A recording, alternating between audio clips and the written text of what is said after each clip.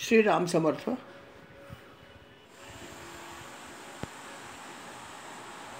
काल आपण पाहिलं होतं की श्रीकृष्ण जे आहेत भगवंत यांनी मथुरेमध्ये प्रवेश केला होता आणि मथुरेमध्ये प्रवेश केल्यानंतर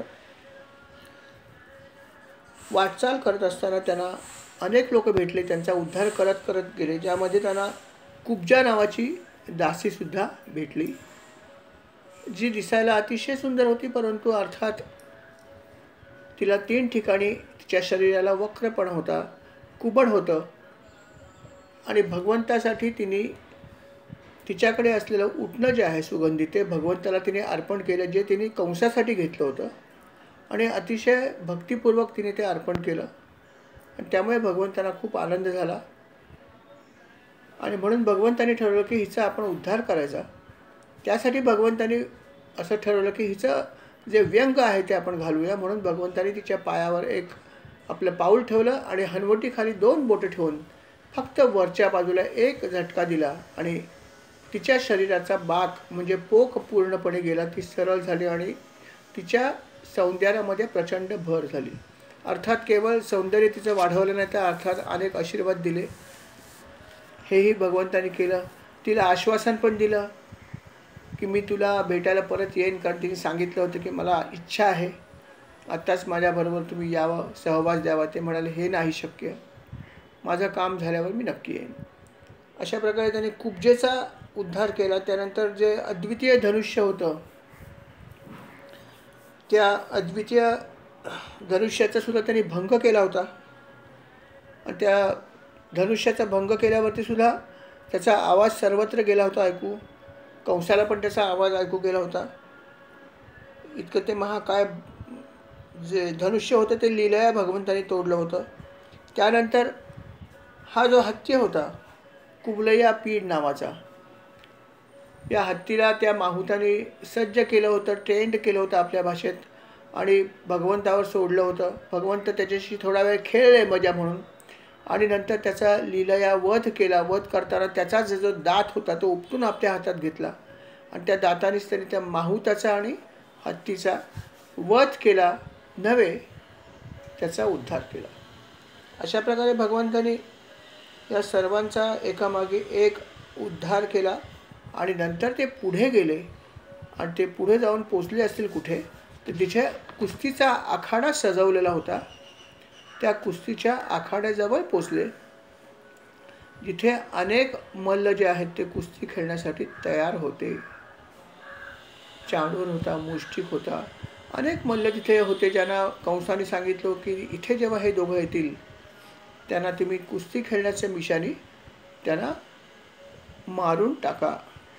अशा प्रकारे त्यांनी सांगितलं होतं आणि भगवंत हळूहळू हळूहळू तिथपर्यंत पोचले होते. या सर्व लोकांना बाजूला करत करत करत करत तिथे गेल्यावरती सुद्धा चाणूर जो आहे तर चाणूर म्हणाला या तुम्ही इथे आलात, बरं झालं, आपण कुस्ती करूया.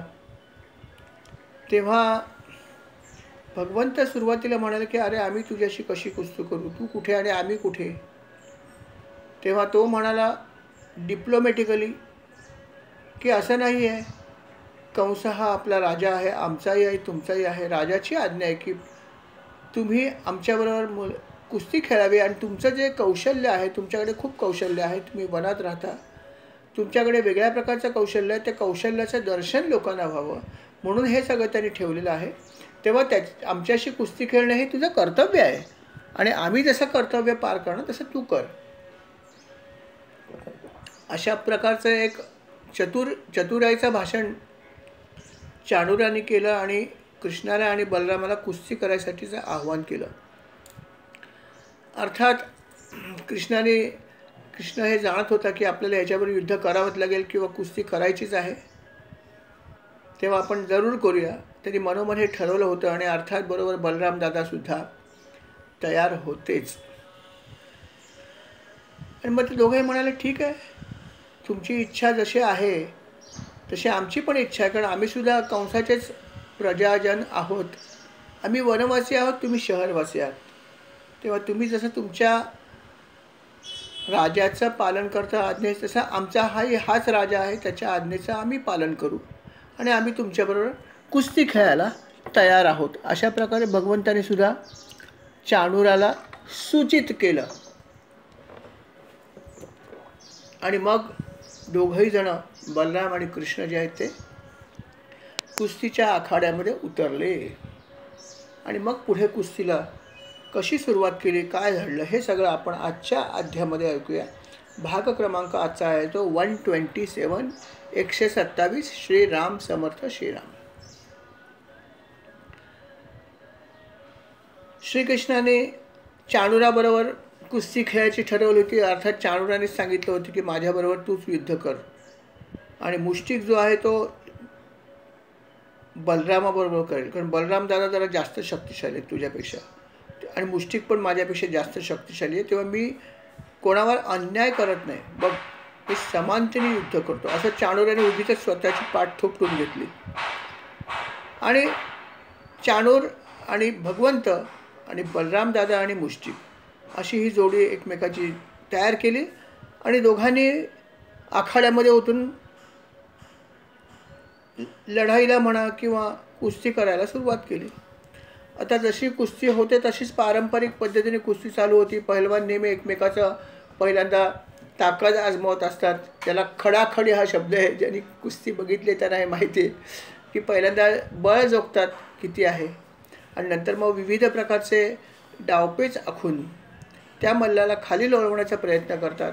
पाठ लावण्याचा प्रयत्न करायचा असतो, त्याच्यासाठी कुस्ती सुरू असते. आणि त्याच प्रकारे इथेही कुस्ती झाली.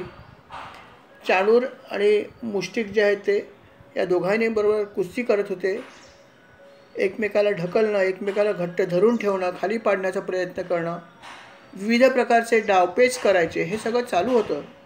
कुस्ती चालू होती. अशा प्रकारे कुस्ती सुरू होती आणि अर्थात ही कुस्ती बघायला भरपूर लोक आले होते. त्याच्यामध्ये अनेक महिलासुद्धा होत्या. आणि महिला ज्या आहेत त्या जेव्हा बघत होत्या तेव्हा त्यांना मात्र थोडंसं विचित्र वाटलं. आणि त्यांच्या आपसामध्ये चर्चा सुरू झाली की काय हा अधर्म. अरे राजाच्या समोर किंवा राजाच्या संमतीने ही अशी कुस्ती चालू आहे. कुठे हे दोन मल्ल आणि कुठे हे दोन बालकं. शरीरात तर बघितलं तर खरोखर ती बालकं होतीच.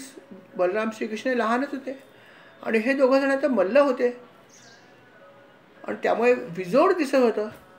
आणि म्हणून त्या स्त्रिया चर्चा करत होत्या की किती हा अधर्म आहे. राजासमोर हे अधर्म चालू आहे, त्याला हे मंजूर आहे. अशा प्रकारे कुस्ती लोक बघू कशी शकतात, ही कुस्ती होऊ कशी शकते. त्या चर्चा करत होत्या एकमध्ये की जिथे अधर्म असेल तिथे आपण थांबू नये. बघा काय त्यांनी धार्मिक चर्चा खूप सुंदर केली, ह्यातून घेण्यासारखं भोगल. त्या स्त्रिया एकमेकाशी बोलताना काय म्हणतात की बुद्धिमान पुरुषाने सभेमध्ये उपस्थित असलेल्यांचे दोष जाणल्यानंतर त्या सभेत जाऊ नये. आणि जर गेलात तर तिथे त्यांची जर तुम्ही चूक सांगितली नाहीत आणि जर गप्प बसला, का तर सगळी लोक चुकीचं करतात, मी एकट्यानेच जर शहाणपण केलं तर मलाच कदाचित ते गप्प बसवतील किंवा मलाच त्रास होईल असं म्हणून काही लोक त्या ठिकाणी बोलत नाहीत. आणि जर असं तुमच्या हातून घडलं तर जे काही चुकीचं होतं त्या पापाचे भागीदार आपण बनाल. बघा किती व्यवस्थित आणि छान सांगितलं महत्त्वाचा भाग, की जर आपल्याला माहीत आहे की एखाद्या ठिकाणी अधर्म होणार आहे तर तिथे तुम्ही फिरकूच नका. आणि जर फिरकलात तर तो अधर्म थांबवण्याचा जर प्रयत्न नाही केलात तर त्या अधर्मामध्ये तुम्ही सामील झालात असं गृहीत धरून तुम्हाला त्याचं पाप लागेल. म्हणजे अजून सोपं करून सांगायचं तर असं म्हणता येईल की एखाद्या वर्गामध्ये परीक्षा सुरू असेल आणि परीक्षा सुरू असताना जर मला परीक्षक म्हणून जर कोणी काम दिलं असेल आणि ते काम दिल्यानंतर जर मी वर्गात गेलो आणि तिथे जर कोणी कॉपी करत असेल आणि त्यावेळेस जर मी त्याच्याकडे दुर्लक्ष केलं की मी तर काय कॉपी करायला सांगितलेलं नाही, पण मी कोणाला अडवणार पण नाही, कारण का की त्याला अडवलं तर वाईट वाटेल, काही जे मला बरोबर वाटत नाही, काही वाटेल तुम्हाला की माझी ती व्यक्ती ओळखीची आहे, असं काही वाटून जर तुम्ही त्याला थांबवलं नाहीत तर तो मुलगा जे कॉपी करत असेल त्या कॉपी करण्याचा त्याला दोष नक्कीच आहे, पाप आहेच. पण जो मनुष्य हे तिथे असूनही त्याला थांबवण्याचा प्रयत्नसुद्धा करत नाही, तो सुद्धा त्यात सहभागी आहे असं समजलं जातं. हे जसं लौकिकात बरोबर तसं या ठिकाणी पण त्यांनी म्हणलं की कुठेही अधर्म होत असेल तर त्यावेळेस जर तुम्ही तिथे थांबलात आणि जर तिथे काही बोलला नाहीत तर तुम्हाला दोष लागेल. म्हणून अशा ठिकाणी न जाणं हे जास्त चांगलं. पण गेलात तर बोलण्याचं सामर्थ्य ठेवा, मग परिणामाची पर्वा करू नका. असा खूप छान उपदेश त्याच्यामध्ये आला आहे. खरंच हा खूप महत्त्वाचा भाग आहे. आणि अशा प्रकारे चर्चा चालू आहे की काय अन्याय चालू आहे, काय अन्याय चालू आहे. अर्थात भगवंत जे आहेत ते कुस्ती करण्यामध्ये मग्न होते. भगवंत आणि मुष्टिक चाणूर यांचं द्वंद्व युद्ध सुरू आहे. जोरदार युद्ध सुरू आहे दोघांचं. दोघंही एकमेकाला प्रयत्न करतायत मारण्याचा. अर्थात भगवंत थोडा वेळ मजाच बघत होते की काय करतोय चाणूर, बघूया किती त्याची शक्ती आहे, काय करतो बघूया. परंतु जेव्हा हे स्त्रिया अशा प्रकारे चर्चा करत होत्या, त्या स्त्रियांबरोबर दुसऱ्या काही स्त्रिया आल्या होत्या ज्या वयोवृद्ध होत्या. त्यांनी जेव्हा ही चर्चा ऐकली आणि जेव्हा बघितलं की खरोखर अशा प्रकारे ही कुस्ती चालली, त्यांच्या डोळ्यातून पाणी यायला लागलं. त्यांच्या मनात खूप शोक निर्माण झाला. अर्थात त्यांना असं वाटलं माझी मुलं असती तर काय झालं असतं. इतकी कवळी मुलं अशा प्रकारे कुस्ती करतात आणि त्यांच्या डोळ्यातून पाणी यायला लागलं आणि त्या शोकाने विव्हळ झाल्या. अर्थात जेव्हा अशा प्रकारे त्यांच्या शोक सुरू झाला तेव्हा भगवंताला खूप वाईट वाटलं आणि भगवंताने विचार केला की नाही, माझ्यामुळे माझं दुःख बघून यांना शोक होतं हे काय चांगली गोष्ट नाही. आता मी या दुःखाचा अंत केला पाहिजे. भगवंताने ठरवलं की आता याला वध करायचा. हेरबाज झाला. आणि नंतर मग असं भगवंताने ठरवलं. तोपर्यंत त्या दरम्यान असं घडलं होतं की चाणूर जो आहे त्या चाणूराने बरेच प्रहार भगवंतावर केले होते. वेगवेगळ्या प्रकारे भगवंताच्या शरीरावर त्यांनी आपल्या हाताने प्रहार केले. शरीराला शरीर भिडवून प्रहार केले. कारण त्याचं शरीर महाकाय होतं ना. त्याला वाटलं माझ्या शरीराच्या फक्त धक्क्याने सुद्धा हा मरेल करेल. पण झालं उलटं की भगवंताच्या शरीराला जेव्हा जेव्हा त्यांनी स्पर्श केला मारण्यासाठी, कधी मुष्टी मारण्यासाठी प्रयत्न केला, कधी शरीराने धक्का दिला, त्यावेळेस त्याला असं भासायचं की मी ज्याला धक्का दिला ते मनुष्याचं शरीर आहे का वज्र आहे की लोखंड आहे, काय आहे. आपण जर लोखंडावर जर हात आपटला तर आपल्याला झिंझिण्या येतात. प्रत्येक वेळेस त्याची अशी परिस्थिती व्हायची की जेव्हा जेव्हा तो भगवंतावर वार करायचा, आपल्या हाताने करायचा, मुष्टीने करायचा, शरीराने करायचा, त्याला प्रत्येक वेळेस झिंझिण्या यायचा. पण त्याला असं वाटायचं की कदाचित मला हा भास झाला असेल. असं होऊ शकत नाही, बालक आहे, मानवी बालक, हे काय करणार आहे. म्हणून तो वेगळ्या प्रकारे प्रहार करायचा. आणि प्रत्येक वेळेस असं घडलं की भगवंताचा देह हा त्याला वज्रासमान भासायचा आणि वज्रासमान भगवंताने केला होता.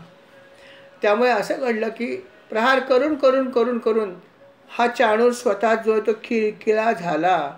काही वेळाने त्याला चक्कर यायला लागली. बरोबर, आता आपण जर दगडावर किंवा आपण जर लोखंडावर जर प्रहार केले तर करून करून शेवटी आपणच खिळखिळ होऊ ना. आणि अशी थोडीशी जी आहे ती हालत झाली ह्या चाणूराची. त्याचं सर्व अंग खिळखिळ झालं. थोड्या वेळाने त्याला मूर्छा पण यायला लागली. कारण लोखंडावर प्रहार केला तर काय होणार आहे, स्वतःलाच त्रास होईल ना. आणि म्हणून करता करता करता करता चाणूर जो आहे त्याचं अंग सगळं खिळखिळं झालं. शेवटी त्याला समजेना काय करावं. आता मी एवढा प्रहार करतोय तर मलाच त्रास का होतोय. याचं उत्तर काय त्याला मिळालं. मग शेवटी तरी विचार केला की आता एक जोरदार ठोसा देऊया, याला संपवूनच टाकू. म्हणून त्यांनी दोन्ही मुठी एकत्र वळवल्या आणि होती नव्हती ती शक्ती एकवटली आणि कृष्णाच्या छातीवरच प्रहार केला. अर्थात प्रहार खूप जोरात केला, होती नव्हती ती शक्ती एकवटून केला, पण झालं उलटं. तो प्रहार त्याच्यावर झाला का भगवंतावर झाला हे त्याला समजेना. त्या प्रहाराने तो स्वतःच विचलित झाला. भगवंताला तर काय होण्याचा प्रश्नच नव्हता, ते तर जराही विचलित झाले नाही. परंतु चाणूर जो आहे तो भिरभिरला, गरगरला आणि चाणूर क्षणभर असाच उभा राहिला. त्याला समजेत ना काय करावं. आणि मग त्या क्षणी भगवंताने त्याचे दोन्ही हात पकडले. दोन्ही हात पकडल्या, हाताला धरून त्याला उचललं आकाशामध्ये आणि गरगरा फिरवायला सुरुवात केली. त्याला उचलून गरगरा फिरवायला सुरुवात केली अतिशय वेगाने. आणि त्यांनी जमिनीवर आपटलं, पण जमिनीवर आपटायच्या आधीच भगवंताशी टक्कर देऊन तो खिळखिळा झाला होता, मरणप्राय झालाच होता. आणि नंतर जेव्हा त्याला गरगर फिरवलं, गरगर फिरवत असताना त्याचं प्राणोक्रमण झालं. जमिनीवर पडला तेव्हा त्याचा प्राण आधीच गेलेला होता. आणि अशा प्रकारे चाणूर जो आहे तो धाराशयी पडला. पण अर्थात धाराशयी पडला तरी त्याचा पण उद्धारच झाला, कारण भगवंताच्या शरीराचा त्याला स्पर्श झाला होता, त्यामुळे त्याचाही उद्धारच झाला होता. चाणूराचा उद्धार झाला. मुष्टिक युद्ध करत होता एकीकडे बलराम दादाशी. मुष्टिक जरा जास्त शक्तिवान होता चाणूरापेक्षा, म्हणून त्याची आणि याची युद्ध सुरू होते. तोही हेच करत होता, आपल्या शक्तीचा त्याला गर्व होता. बलराम वयाने लहान, सगळ्याच गोष्टी लहान, जोर जोरात तो ठोसे मारत होता. आणि अर्थात बलराम दादा पण तेच करत होते, मार किती ठोसे मारतोयस. बलराम दादांना काही होत नव्हतं, पण याची पण अशीच हालत झाली जशी चाणूराची झाली. तो एकामागे एक शक्ती एकवटून ठोसे मारायचा, पण बलराम दादांना काहीच व्हायचं नाही. परंतु प्रत्येक वेळेस त्याला असं वाटायचं की माझ्यावरच प्रहार झाला आहे का. आणि करता करता त्याचं शरीर जे आहे ते कमकुवत झालं. आणि अशा प्रकारे तो मारतोय आणि शांतपणे बलराम दादा उभे आहेत.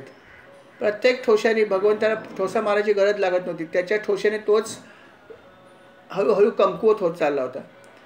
तरी पण शेवटी म्हणतात ना की त्याने विचार केला, आता शेवटचा एक सौ सोनार की एक लोहार की करावी आपण, असं बलराम दादांना वाटलं. आणि बलराम दादांनी फक्त आपला हात उचलला आणि फक्त एक चापट मारली. चापट मारणं हा प्रकार हलू असतो नाही का कम्पॅरेटिव्हली. एक चापट फक्त दादांनी मारली आणि रक्त ओकत तो त्या क्षणी जमिनीवर पडला आणि गतप्राण झाला. अजिबात वेळ लागला नाही प्राण जायला, असाही तो खिळखिळा झालाच होता.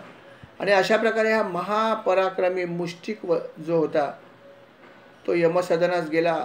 नव्हे त्याचा सुद्धा उद्धारच झाला, कारण बलराम दादांच्या हस्ते त्याला मृत्यू आला होता. हे दोन पहिलवान तर पोचले जिथे पोचायचे तिथे, पण अजून काही पहिलवान होते ना. कूट नावाचा एक पहिलवान तिथे मागोमागच उभा होता. 4-5 पहिलवान आले होते कुस्ती खेळायला. हे दोघं जण जेव्हा अशा प्रकारे गतप्राण झाले, कूट नावाचा पहिलवान पुढे आला. आणि पुढे आल्यावरती भगवान श्रीकृष्णाने फक्त त्याला एकच लाथ मारली, लत्ता प्रहार. आणि दुसरा एक पहिलवान जो आला होता तोशल नावाचा, आता जेव्हा भगवंताने एक प्रहार केला ते एका प्रहाराने त्याला मृत्यू आला. दुसरा एक पहिलवान आला, त्याच्यावर त्याने फक्त हाताचा एक वार केला आणि त्या हाताच्या वाराने त्याचे 2 तुकडे झाले, जणू तलवारीचाच वार होता. बघा काय भगवंताची शक्ती होती. आणि दोन्ही मल्ल दुसऱ्या क्षणी गतप्राण झाले. म्हणजे चाणूर, मुष्टिक, कूट आणि शल आणि तोशल असे सगळे पैलवान जेवढे आले सर्वांना भगवंतांनी आणि अर्थात बलराम दादांनी लीलया यमसदनास पाठवलं, नव्हे त्यांचा उद्धार केला. हे 5 मल्ल गतप्राण झाल्यावरती अजून काही मल्ल होते, 8-10 मल्ल आले होते. पण यांनी जेव्हा बघितलं की यांची काय हालत झाली, बाकी मल्ल पळून गेले आखाडा सोडून. आणि ते पळून गेल्यावरती मग कृष्ण आणि बलरामाने विचार केला की आता काय संपला. मग जणू एखादी कुस्ती जिंकल्यावर जसा आनंद व्यक्त केला जातो, साजरा केला जातो, तसं भगवान श्रीकृष्ण आणि बलरामांनी आपल्याबरोबर आलेल्या गोपांना हाक मारली आणि नाचायला सुरुवात केली. ढोलकी होतीच, गोपांनी आनंदाने ढोलकी वाजवायला सुरुवात केली. आणि भगवान श्रीकृष्ण आणि बलराम दादा दोघंही जण, या दोघांनी सुद्धा हा जो विजय होता, हा विजयाचा उत्सव साजरा केला नृत्य करून. आणि त्यांच्याबरोबर अर्थात सगळे गोप होते. आणि अशा प्रकारे ते गोप आणि सगळे लोक ढोल वाजवून आनंद साजरा करत होते. इतकं मोठं सगळं घडलं, त्याच्याने त्यांना काहीही फरक पडला नाही. अर्थात जे जमलेले लोक होते त्यांनाही खूप आनंद झाला. ते म्हणाले फार चांगलं झालं. अन्यायी आणि शक्तिशाली असे हे जे मल्ल होते, ह्या छोट्या बालकांवर अन्याय करत होते, परंतु भगवंताच्या दरबारात न्याय आहे, त्यांनीच हे केलं असणार. अशा प्रकारे सगळे तिथली लोक जमलेली सुद्धा उद्गार काढत होते. सगळेजण वाहवा करत होते, किती छान गोष्ट घडली, दुष्टांचा वध झाला. हे सगळं घडत असताना अर्थात कंस तिथे होता. कंसाला वाटलं होतं की आता आपण कसा आपले मल्ल पराक्रम गाजवतात आणि या दोघांचा वध करतात हे बघायला मिळेल, म्हणून तो आलेला मोठ्या ITमध्ये. पण जेव्हा त्याने बघितले की आपले सगळे मल्ल 5 मल्लांचा या दोघांनी लीलया वध केला आहे आणि बाकीचे जीव वाचवण्यासाठी पळून गेले. अर्थात कंसाला पण थोडंसं कापरच सुटलं, नाही म्हटलं तरी काय ही शक्ती.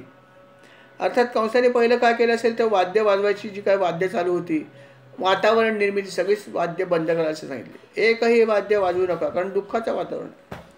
आणि मग त्याने त्याचे जे सेवक होते, सैनिक होते, त्यांना आज्ञा दिली. तो म्हणाला, एक काम करा, हे जे 2 मुलं आलेले आहेत, दुराचारी आहेत वासुदेवाची, या दोघांना पहिल्यांदा नगरीच्या बाहेर हाकलून द्या. ही माझी पहिली आज्ञा. दुसरी आज्ञा काय, जेवढे गोप आले त्या सर्वांचं धन हिसकावून घ्या. बघा काय त्याची आज्ञा आहे. पहिल्या दोघांना नगराच्या बाहेर हाकलून द्या, नंतर गोप जे आहेत त्यांचं सगळं धन काढून घ्या. तिसरी आज्ञा काय, हा जो नंद आहे, जो नजराणा घेऊन आला आहे, याची बुद्धी फार खराब आहे, हा दुर्बुद्धीचा माणूस आहे, त्याला लगेच कैद करा. पुढची आज्ञा काय, हा वसुदेव जो आहे ना, वसुदेव हा फार फार दुष्ट माणूस आहे, याला लगेच इथेच त्याचा वध करा. बघा काय आज्ञा दिली, याच ठिकाणी वसुदेवाचा वध करून टाका, ठेवू नका याला. आणि त्याच्या पुढे अजून एक आज्ञा माझी आहे, आणि ती म्हणजे माझा जो बाप आहे, म्हणजे वडील उग्रसेन, हा सुद्धा फार खराब माणूस आहे. खरं पाहिलं तर राज्य उग्रसेनाचं होतं आणि हा सेनापती होता, परंतु त्यांनी सगळं हातात घेतलं होतं आणि त्यांनी आपल्या सैनिकांना आज्ञा दिली की हा उग्रसेन जो आहे, असा तर माझा बाप आहे, परंतु हा काही चांगला माणूस नाही आहे, हा सुद्धा फितूरच आहे, तेव्हा यालासुद्धा तुम्ही जिवंत ठेवू नका, याचा आत्ता इथे वध करा. अशा भयानक सगळ्या आज्ञा दिल्या. अर्थात अशा प्रकारे जेव्हा कंसाने सगळ्या सैनिकांना आज्ञा दिल्या आणि भगवंत हे सगळं ऐकत होते. आत्ताच आपण ऐकला उपदेश की जर चुकीच्या गोष्टी घडत असतील तर त्या ठिकाणी आपण जाऊन आपल्या परीने प्रयत्न केला पाहिजे की ती गोष्ट थांबवली पाहिजे किंवा निघून गेलं पाहिजे. आधीच आल्यावर निघून फायदा नाही. अर्थात भगवंत शांत बसण्याचा प्रयत्नच नव्हता. भगवंताला अतिशय क्रोध आला आणि भगवंतानी पहिलं काय केलं असेल तर भगवंतानी ही त्याची आज्ञा ऐकली, सैनिकांनी दिल्यावरती भगवंत चिडले आणि अत्यंत वेगाने त्यांनी जिथे कंस बसला होता, एका उच्च आसनावर बसला होता, मंच तयार केला होता सजवलेला, भगवंतानी एक उडी मारली आणि मंचावर पोचले. आणि मंचावर पोचल्यावरती अर्थात त्यांनी कंसाच्या दिशेने वाटचाल सुरू केली. कंसाला लक्षात आलं की हा माझ्याच दिशेने येतोय. कंस त्याला वाटलं माझा मृत्यूच येतोय, अर्थात चाहूल लागली म्हणायला हरकत नाही. आणि कंस लगेच घाबरून उठून उभा राहिला, पण त्याच्याकडे तलवार आणि ढाल होती. त्याने हातात तलवार घेतली आणि भगवंतावर चालून आला. अर्थात त्याने असं वर्णन केलं की एखादा नाग किंवा एखादा साप किती जरी विषारी असला, किती जरी मोठा असला तरी गरुड पक्षासमोर त्याचं काही चालत नाही.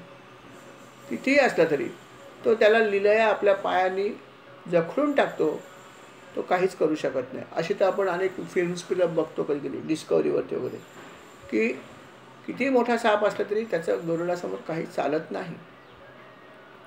तशी अवस्था झाली होती कंसाची. कंसाने भल्या हातामध्ये तलवार घेतली होती, ढाल घेतली होती, तो फिरवत होता गोल गोल गोल गोल आपल्या भोवती, भगवंताच्या दिशेने येत होता. भगवंताला काहीही फरक पडला नाही. भगवंताने त्याला जवळ येऊ दिलं आणि फक्त आपल्याला एका हाताने त्याला फक्त गच्च धरून ठेवलं. तो कितीतरी प्रयत्न करत होता सुटण्याचा, पण काही करू शकत नव्हता, फक्त प्रयत्न करू शकत होता. भगवंताने एका हाताने त्याला इतकं घट्ट धरलं की त्याला काहीच करता येईना. जसं गरुडाने जर गरुड पक्षाने जर आपल्या पायामध्ये जर एखाद्या सापाला पकडलं तर साप किती बलिष्ठ असला, किती त्यांनी काही केलं तरी त्याचा गरुडावर काहीही परिणाम होत नाही, फक्त एकदा पकड घेण्याची खोट. तसंच भगवंतानी केलं, त्याला फक्त धरून ठेवलं आपल्या एका हाताचा वापर करून, आणि तो सुटण्याचा प्रयत्न करतोय, सगळ्या गोष्टी करतोय, पण त्याला सुटता येत नव्हतं. या प्रयत्नामध्ये कंसाचा मुकुटसुद्धा खाली पडला. बघा, राजा होता, डोक्यावर मुकुट घातलेला होता, पण जेव्हा अशा प्रकारे भगवंताने त्याला गच्च पकडून ठेवलं, तो खूप प्रयत्न करतोय हातातून सुटण्याचा, पण सुटताच येत नाही. आणि त्या सगळ्या गोष्टीमध्ये त्याचा पहिला मुकुट खाली पडला. नव्हे भगवंताने त्याला इशारा दिला की तुझा गर्वच आता मी हरण करतोय, नाही का. राजा होता ह्याचा त्याला गर्व होता. राजा पण जबरदस्तीनेच बनला होता. उग्रसेन राजा होते तर त्याने मारण्याची आज्ञा दिली आणि सगळं राज्य स्वतःच्या हातात घ्यायचं ठरवलेलं. आणि अर्थात त्याचा मुकुट या गडबडीत पहिला खाली पडला आणि एक प्रकारे भगवंताने त्याला इशारा दिला की आता तुझ्या पतनाला सुरुवात झालेली आहे. कंसाचा मुकुट खाली पडला आणि त्याचा केशसंभार सगळा मोकळा झाला. दुसऱ्या क्षणी भगवंताने त्याला सोडलं आणि त्याचा केस जे आहेत त्या केसांना धरून ठेवलं आणि केसांना धरून भगवंताने त्याला लीलया उचललं. इतक्या मोठ्या कंसाला भगवंताने लीलया केसाला धरून उचललं, गरगर गरगर फिरवलं आणि अर्थात मंचावरून त्याला फेकून दिलं. कुठे? कुस्तीच्या आखाड्यात. मंचावरून कुस्तीच्या आखाड्यात इतक्या अंतरावर त्यांनी लीलया त्याला गोल गोल गोल गोल फिरवून फेकून दिलं, नव्हे आपटलं. आणि अर्थात तो तिथे पडल्यावरती एकाही क्षणाचा वेळ न घालवता भगवंतानी त्याच्या शरीरावर उडी मारली. तिथूनच उड्डाणच केलं म्हणा ना. तिथून सरळ उड्डाण केलं आणि उडी मारली आणि ती सरळ त्याच्या शरीरावर. आणि भगवंतानी त्याच्या शरीरावर जेव्हा उडी मारली त्याच्या वजनामुळेच केवळ कंसाला तत्काळ मृत्यू आला. भगवंताला कोण पेलू शकतो? हा तर साधा कंस. आणि भगवंताने त्याचा वध किती वेगळ्या प्रकारे केला. त्याला जमिनीवर पाडलं, आखाड्यात टाकलं आणि फक्त त्याच्या शरीरावर एक उडी मारली आणि तत्काळ कंसाला मृत्यू आला, नव्हे त्याचा सुद्धा उद्धार झाला. कंसाचा उद्धार झाला. कंसाला तर लौकिकामध्ये मृत्यू आलाच होता, पण थोडंसं वेगळं घडलं असं की कंस तर मरून पडलाय. भगवंताने त्याचं कलेवर म्हणजे त्याचं प्रेत जमिनीवर फरफटत नेलं. असं फार कमी वेळा घडलंय. असं भगवंताने कोणाचं जास्त केलेलं नाही आहे. भगवंताने जो कोण असेल, वा हत्ती असेल किंवा एखादा राक्षसीण असेल, राक्षस असो, त्याचा वध केला की तिथेच सोडून दिलं त्याला. कधी पुढे काय केलं नाही. पण कंसाच्या बाबतीत भगवंताने नाही केलं. भगवंताने कंसाला मृत झाल्यावर सुद्धा त्याचं प्रेत जमिनीवर फरफटत नेलं. त्याचं कारण असं होतं की भगवंताला खूप राग आला होता. हा एक भाग होता. असा राग भगवंताला फार कमी वेळा येतो. जसं आपण बघितलं की नरसिंह अवतारामध्ये भगवंताला प्रचंड राग आला होता. भगवंताने अवतार धारण केला तोच मुळात उग्र रूपात केला होता.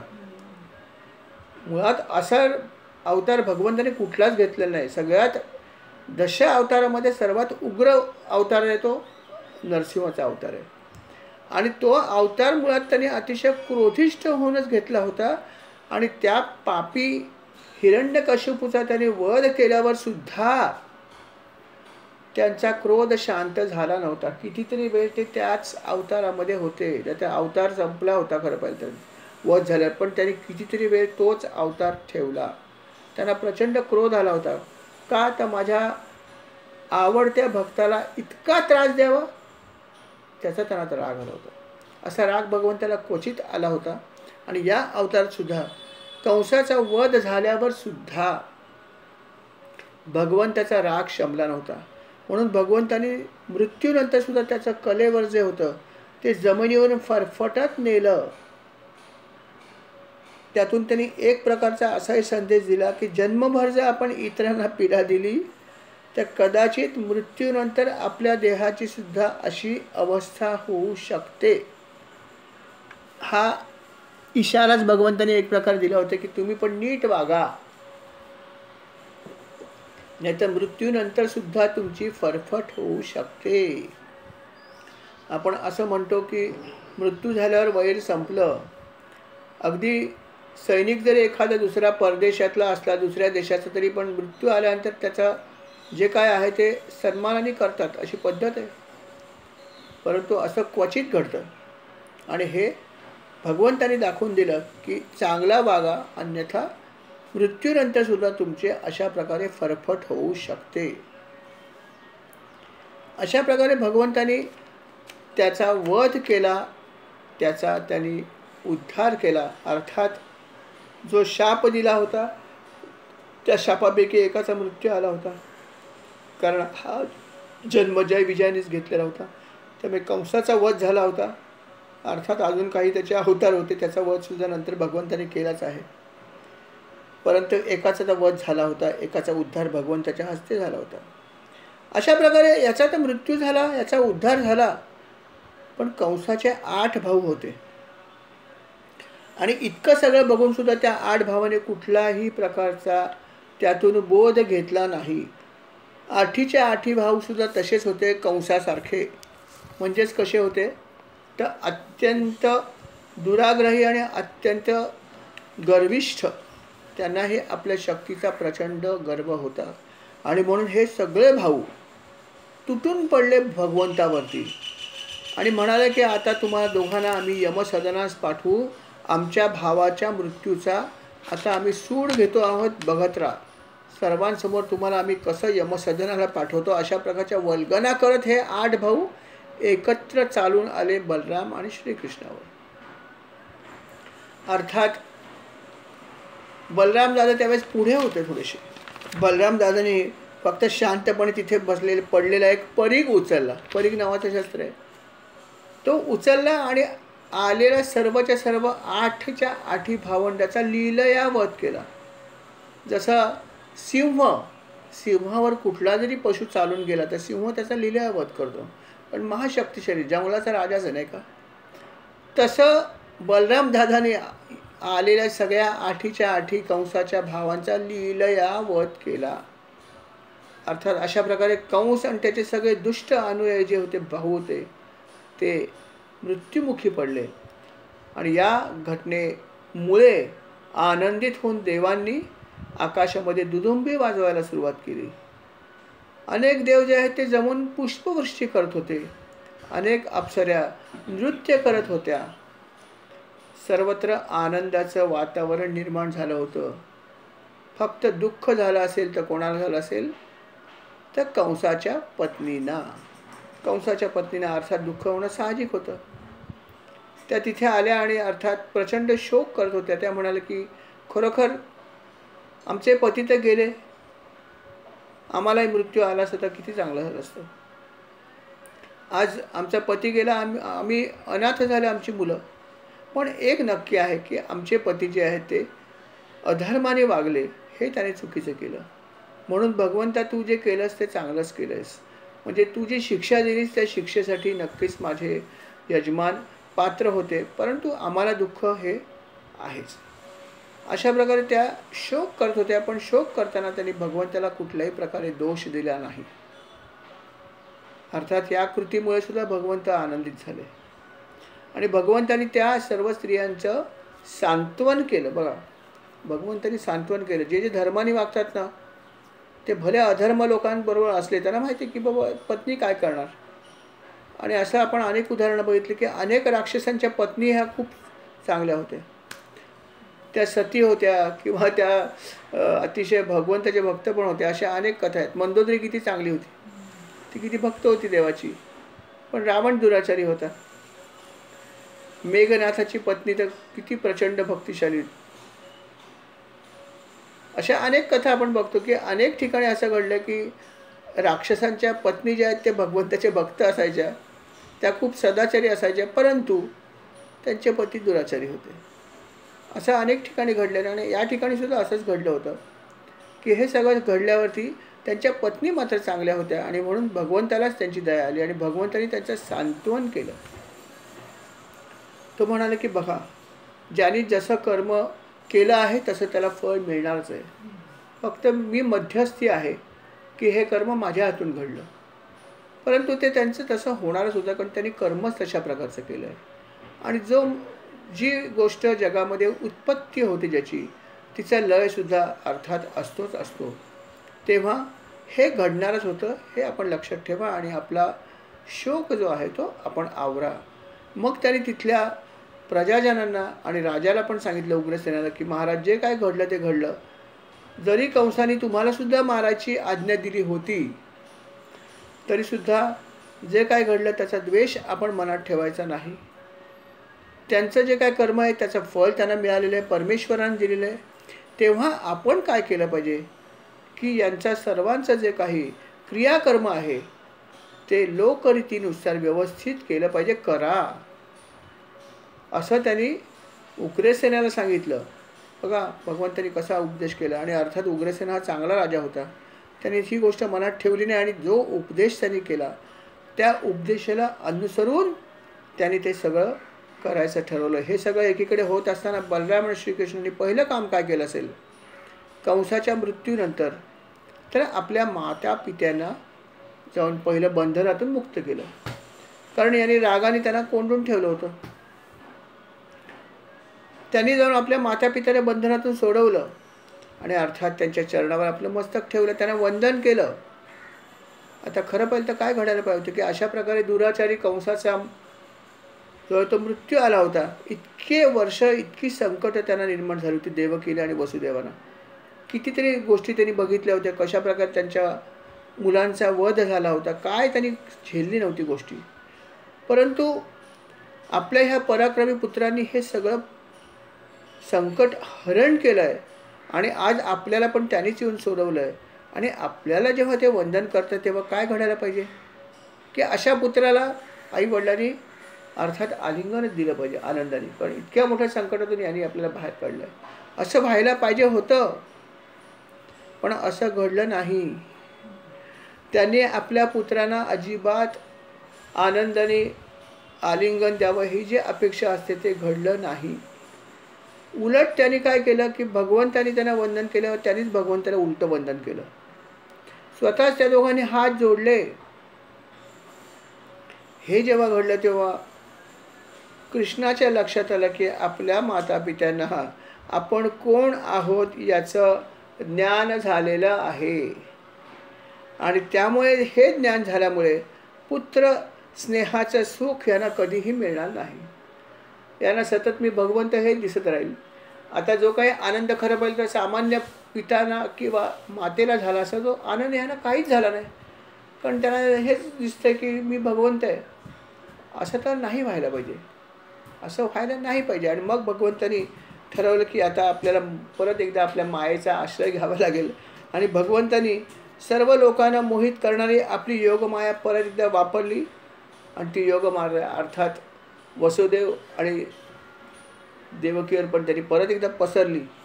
आणि ज्या क्षणी ही माया त्यांच्यावर आली दुसऱ्या क्षणी वसुदेव आणि देवकी पुढे आले आणि त्यांनी या दोघांना प्रेमाने आलिंगन दिलं. बघा लगेच परिणाम झाला मायेचा.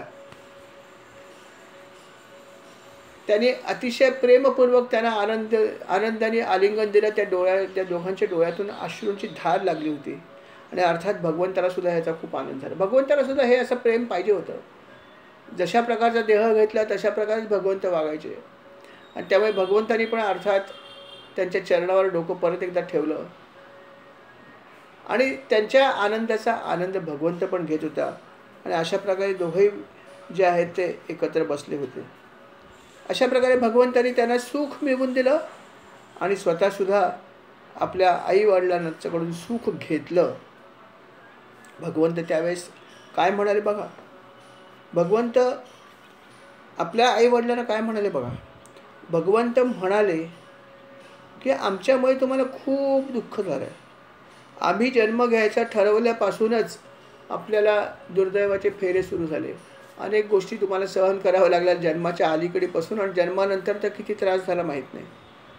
खरं पाहिलं तर आईवडिलांना आनंद होतो की आनंद मिळतो पुत्रप्राप्तीनंतर. पण आम्ही प्राप्त झाल्यावर तुम्हाला फक्त दुःखच मिळालं आजपर्यंत.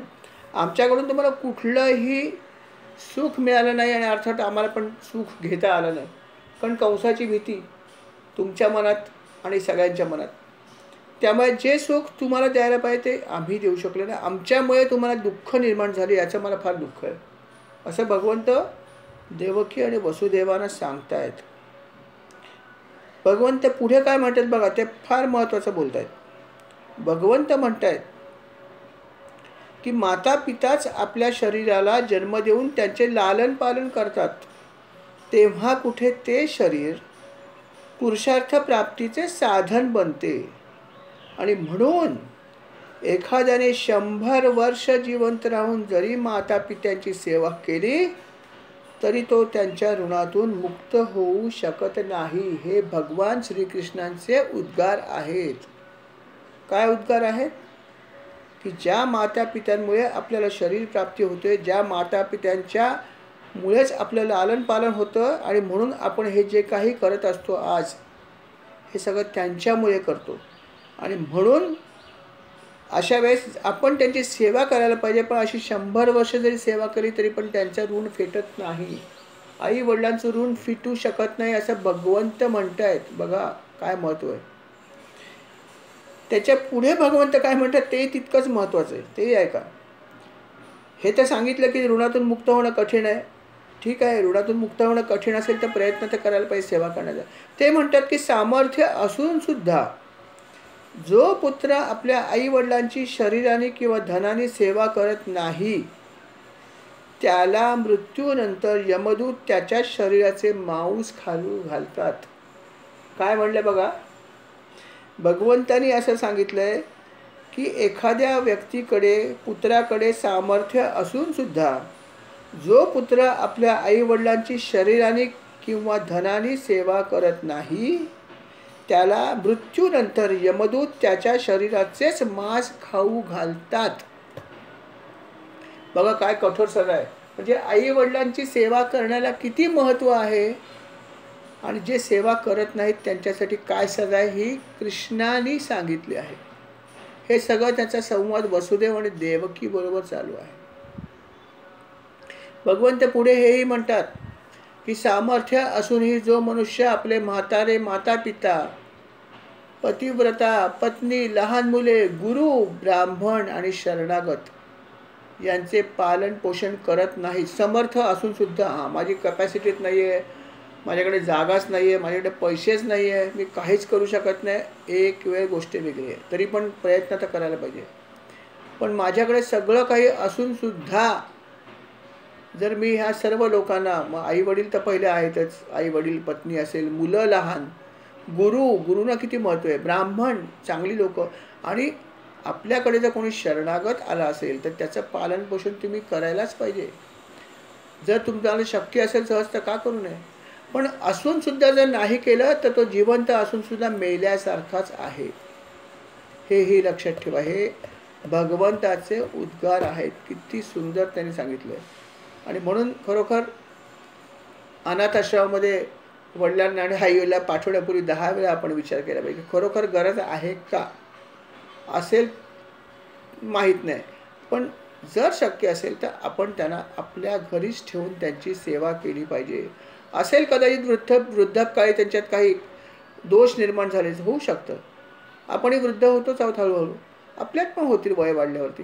पण त्या गोष्टीसाठी त्यांचा त्याग करू नये. त्याग करणं हा खूप खराब भाग आहे. आणि भगवंत असं म्हणतात की असं करणाऱ्याला खूप पाप लागतं, काहीही होऊ शकतं. आणि म्हणून आपल्या आईवडिलांची सेवा आपण करावी. भगवंत त्याच्या पुढे जाऊन सांगतात की अशा प्रकारे आईवडिलांच्या सेवेचं महत्त्व मी सगळ्यांना सांगतोच आहे. आणि आम्ही हे सगळं माहीत असून सुद्धा स्वतः आपली काहीच सेवा आम्ही करू शकलो नाही. कारण आपण लांबच राहिल्यात प्रत्येक वेळेस. कारण प्रत्येक वेळेस असं घडलं की कंस असल्यामुळे आपल्याला जवळ येता येत नव्हतं, आणि त्यामुळे आमची इच्छा होती पण आम्हाला तुमची कुठली सेवा करता आली नाही. किंबहुना तुम्हाला आमच्यामुळेच त्रास घडला, खूप काही तुम्हाला त्रास सोसावा लागला, आणि याबद्दल आम्हाला आपण क्षमा करा. भगवंत वसुदेव आणि देवकीची क्षमा मागतायत. अर्थात बलराम दादा बरोबर आहेतच.